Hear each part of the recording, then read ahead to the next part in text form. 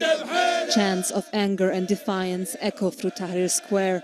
Friends of Khaith Ali and Bandar Sharki demand their return and accountability for those responsible for their disappearance.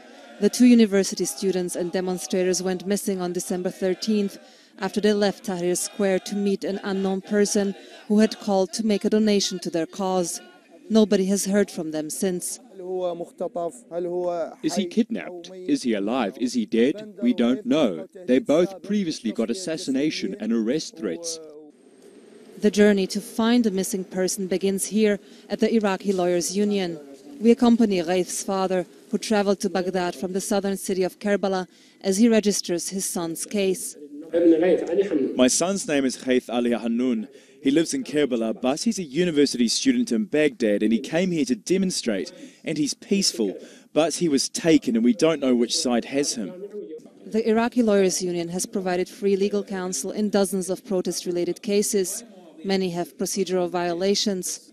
The first challenge is finding the detainee. There are random arrests and there are multiple forces carrying out arrests. We don't know which side is detaining people. There's also a delay in sending the detainees to the judge. Other violations we observed include arrests without arrest warrants. More than 2,600 Iraqis have been arbitrarily arrested since the demonstrations began. More than 100 remain in detention. Al Jazeera spoke to over a dozen of previously detained or abducted protesters and activists, as well as the families of those still missing. The government declined our request for an interview.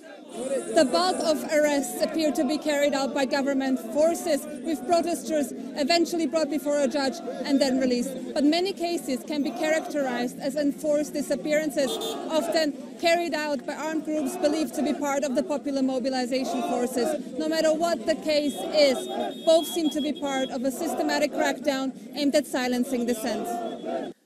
Several people who said they were temporarily held by a group under the Popular Mobilization Forces, or PMF, said they were told to not share details about their case, with death threats against them or their families.